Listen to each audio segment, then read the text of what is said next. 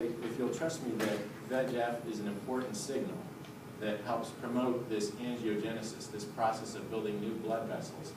And if I tell you that that's very important, this process, and that's a big part of how these tumors get so big and grow so fast, then it makes sense to try and come up with therapies that are really designed to take out that signaling pathway, to try and inhibit that exact series of signals that are causing so much trouble. And so that's what we're talking about when we talk about targeted therapies. So this is the only pathway slide here. But I think it's one that's worth showing because it really demonstrates what is that VEGF signal, how does it work. So if you have here in the yellow, you have a cancer cell. And there's some growth and survival signals that are being sent out, and one of them is this one called HIF-alpha. And HIF stands for hypoxia-inducible factor. And so that hypoxia is when there's not enough oxygen. And really what the cancer cell is figuring out is that in order for it to grow and divide as fast as it wants to, it needs oxygen and it needs nutrients. And so when it's sending out a signal like that, one of the things that happens is that it sends out this signal, VEGF, that I was talking about. And what VEGF does, it's a signal that binds to blood vessel type cells and causes them to proliferate, causes them to build a whole new structure, a whole new network of blood vessels to supply the nutrients it needs. And in kidney cancers, we have a lot of that particular signal. So if you think of it thematically that way, then you think, well, what if we had a drug that would prevent this signal from being able to recruit those blood vessels? And so we actually, many of our drugs work by doing exactly that. So kind of one of the first ones to prove this principle is bevacizumab, also known as Avastin. It's an antibody that's specifically designed to kind of bind to this receptor and keep it from sending its signals in response. So that's one way that it can be done. And then many of the other ways that it can be done involve these mostly given as pills medicines that really, they don't block the binding to that receptor, but they block the signals that it would give in response to that binding. So in either case, what you're really trying to do is prevent that very strong signal from recruiting new blood vessels and nourishing those tumors.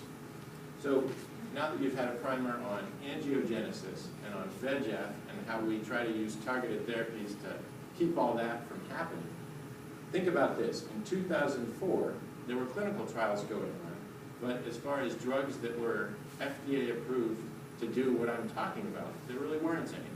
In 2004 was not all that long ago. Well, since then, drugs that we've had FDA approved for this specific indication, got sorafenib, sunitinib, bevacizumab, and interferon in combination, pazopanib, and others on the way, perhaps axitinib, and there are many others that are currently in clinical trials. So it's been an exciting time in recent years in developing new therapies targeted for this pathway. So one of the other things when you think about, if you're a patient and you're in clinic and you're thinking about, you're talking with your oncologist about whether one of these drugs would be a reasonable thing for you to be treated with, one of the things you always have to think about is not just how well it works, but how well will you tolerate it, and what's your plan for managing whatever side effects do come up. And so this is an important discussion that you're always going to have before you think about using any of these therapies. So as a compare and contrast, I kind of put here cytotoxic chemotherapies. This is, again, the types that we think of, usually given IV, usually the type of therapies that you think of for breast and colon cancer and others. And you kind of have a mental image of what are the sorts of things that people deal with when they're on those medicines. And so what you tend to see is that the blood counts often go low. Fatigue, nausea is a big deal. You're always trying to control nausea. A lot of times hair loss is an issue. Sometimes problem with nerves.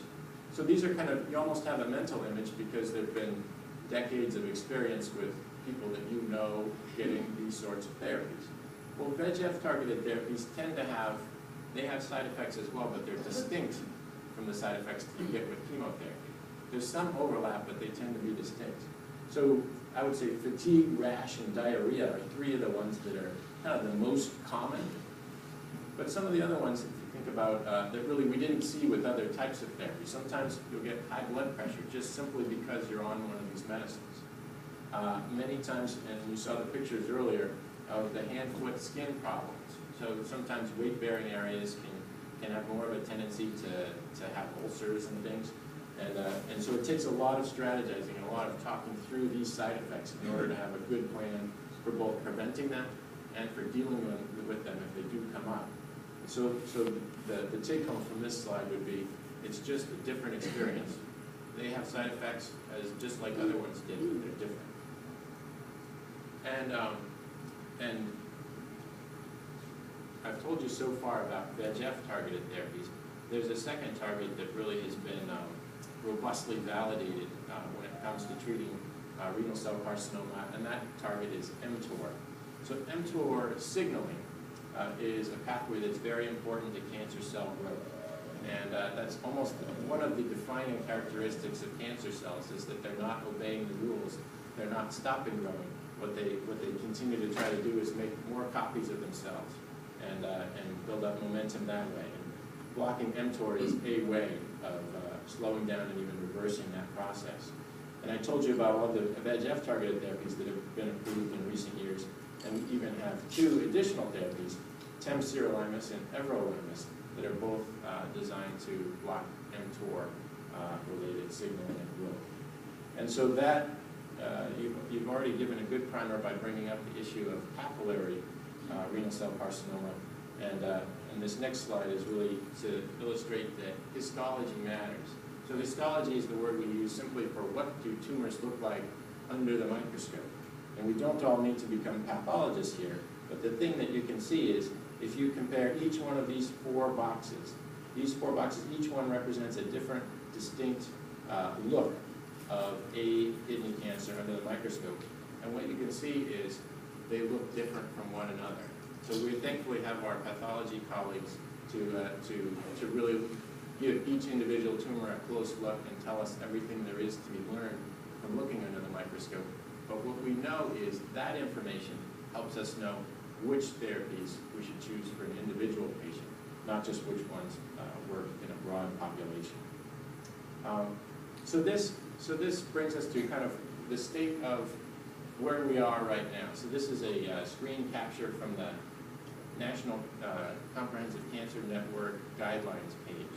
And so this is a schematic for what are the accepted ways that you could treat somebody who has a clear cell renal cell carcinoma.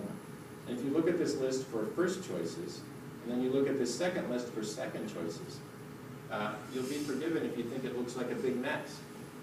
That's a lot of different choices, and it doesn't tell you which one is the right one for an individual patient. And so you get, that's one set of guidelines for that type of tumor. And then if you have papillary or one of the other non-clear cell types of tumors, there's an entirely separate list. And so why do I show you those big messy lists? Well, what we should use when in an individual patient is really something that takes a very careful evaluation of that individual patient and a knowledgeable, very experienced medical oncologist to discuss it with that patient. So that's an important thing to know.